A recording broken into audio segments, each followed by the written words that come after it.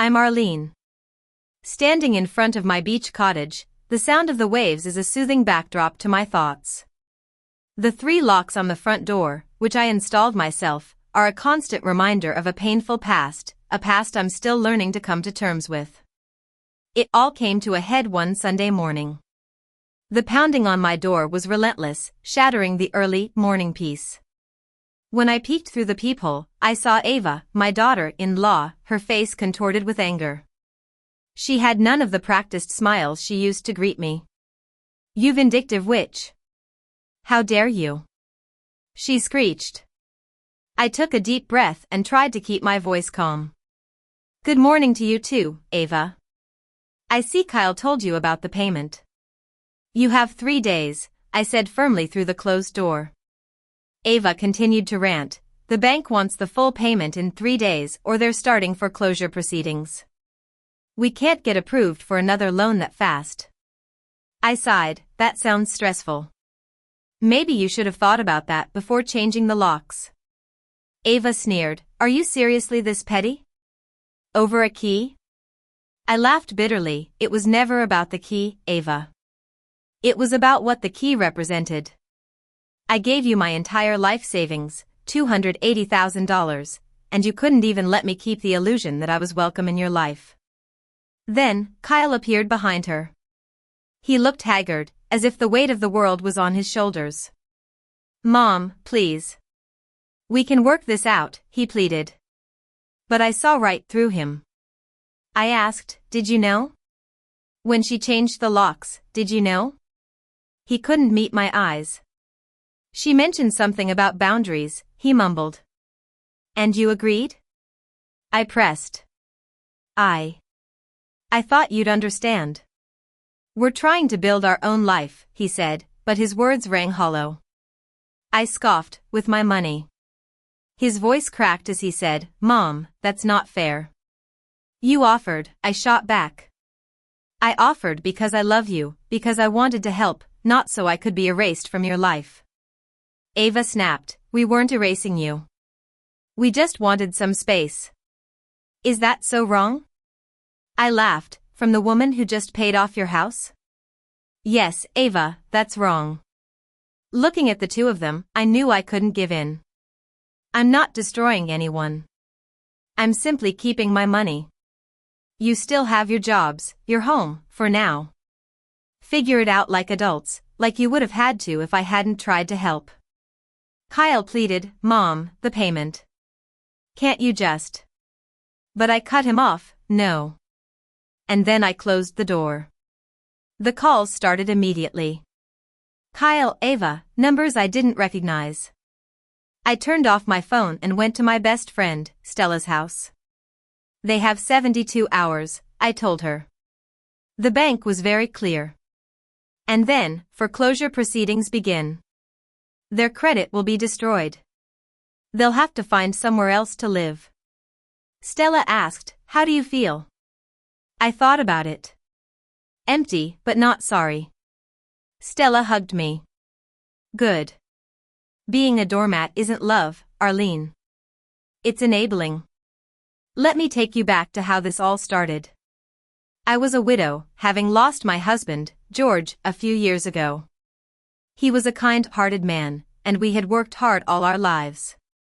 After his death, I sold our large family home, downsizing to a small apartment. I did it because I wanted to help Kyle and Ava. They had been struggling with their mortgage, and I thought it was my duty as a mother to support them. One Tuesday, I walked into the bank with a heavy heart but a determined spirit. I wrote a check for $280,000, my entire retirement savings and the life insurance money from George's death. The teller double-checked the amount twice. "Paying off someone's mortgage?" she asked. "My sons," I said proudly. "They've been struggling. It's my gift to them." 3 days later, I went grocery shopping. I was buying ingredients to make Kyle's favorite lasagna, planning a celebration dinner for the surprise I'd given them. When I arrived at their house, I saw the locksmith's van in the driveway. There was Ava, standing on the porch, directing the locksmith as he worked on the front door. Oh, Arlene, she said, with that fake smile that never reached her eyes. We weren't expecting you. I was confused. I called Kyle this morning. I told him I'd bring dinner. She examined her perfectly manicured nails. Must have slipped his mind. We're having the locks changed. Security upgrade. A cold feeling settled in my stomach. That's thorough. Could I have a copy of the new key? I asked. The locksmith sensed the tension between us and glanced nervously. Ava's smile tightened. Actually, Arlene, that's what we need to talk about. Why don't you leave the groceries? Kyle will bring them in when he gets home. I was in shock. I don't understand. Did something happen? She stepped forward, blocking the doorway I'd walked through freely for years. We need boundaries, Arlene. This is our house now. You can't just drop by whenever you feel like it. Our house now? The words hit me like a punch in the gut. Here I was, locked out by a woman who had cried in my arms just a few weeks ago about their financial stress. I tried to keep my voice steady, though my hands were shaking. I think there's been a misunderstanding. When I paid off your mortgage, which was very generous, she interrupted, but gifts don't come with strings attached, right? You did it out of love, not to control us. I was furious. I never tried to control anyone. I have a key because Kyle gave it to me when you moved in, for emergencies. She shrugged. Well, we're redefining emergencies. Then she glanced at her phone. I need to go. Text before you come next time. We'll see if we're available. The locksmith finished his work, handed her the new keys, and quickly left. Ava stepped back inside, and I called out, Ava, wait. But the door closed, and the deadbolt clicked. I stood there, looking at the door I'd helped them paint last year.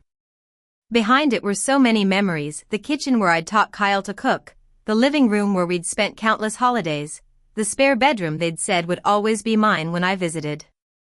My phone buzzed. It was Kyle. Mom, Ava just told me you stopped by. Sorry I missed you. Rain check on dinner? Things are crazy with work. He didn't mention the locks. I drove home in a daze, leaving the groceries on their porch. That evening, I called Stella. She came over with wine and fire in her eyes. She did what? After you gave them everything? I told her. She said they need boundaries. Stella poured us generous glasses of wine. Arlene, you just handed them their entire future. You deserve more than boundaries. You deserve gratitude. I started to doubt myself. Maybe I was too involved. I did have a key. Stella slammed her glass down. Which your son gave you. How often did you even use it? Once a month? Less, I admitted. She was right. I'd always been careful to respect their privacy, only visiting when invited or for our regular family dinners. The key was for emergencies, like the time their water heater burst while they were on vacation, and I'd spent all day arranging for repairs. Stella asked, what did Kyle say when you told him? I looked down at my wine. I haven't. He hasn't called back. Stella leaned forward. Please tell me the payment to the bank is finalized. I hesitated. I think so. They said it would process in 5 to 7 business days. When did you write the check? Tuesday. It's Friday, she said, pulling out her phone. Banks don't process that fast. Call them. Now. I was hesitant. Stella, I can't. But she was insistent. Call them. Now. My hands trembled as I dialed the bank. After navigating through endless menus, I finally reached a human. I need to stop a payment, I said. A large check I wrote on Tuesday. The bank employee said, let me look that up for you. I heard the keyboard clicks. I see it here. $280,000 to Citi Mortgage. The check has been received but won't complete processing until Monday. You want to stop payment? Is that possible? I asked, my heart pounding. Since it hasn't cleared, yes. There's a $30 stop payment fee. Would you like to proceed? I looked at Stella, and she nodded vigorously. Yes, I said. Done. The payment has been stopped. The funds will remain in your account. I hung up, my heart still racing. Stella refilled my wine. Now, we wait. The first call came on Saturday afternoon. It was Kyle. Mom, there's something wrong with the mortgage payment. The bank called saying it was reversed. Did your check bounce? His voice held concern, but I knew he didn't understand. No, honey. I stopped the payment. There was a long silence on the other end. Then he asked, You what? Why? I replied, Ask your wife about the locks, Kyle. He was confused. The locks? What do the locks have to do with it? I heard muffled voices. He'd covered the phone. When he came back, his tone had changed. Mom, I'm sure there's a misunderstanding. Let me call you back. And he never did. On Tuesday, I got a certified letter from a lawyer. My clients, Kyle and Ava Peterson, are prepared to pursue legal action regarding the promised gift of mortgage payment. I called my lawyer, Frank, who had handled George's estate. He reviewed everything and said, they have no case. A gift isn't binding until it's completed. You stopped payment before it cleared. Legally, you're in the clear. I asked, what if they actually sue? He replied, then they'll waste money they apparently don't have on a case they can't win. He paused. Arlene, can I be frank? Your son is trying to bully you. Don't let him. On Wednesday morning, my phone rang at dawn. It was an unknown number, but something made me answer. Arlene? This is Ron Peterson, Kyle's father-in-law.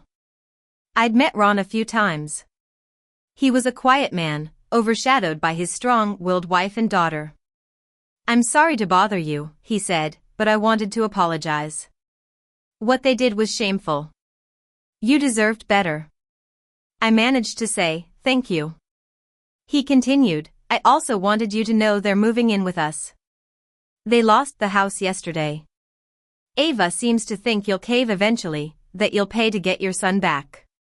She's wrong, I said firmly. He replied, I hope so. Don't let them manipulate you, Arlene. You did a generous thing, and they spat on it. That's on them, not you.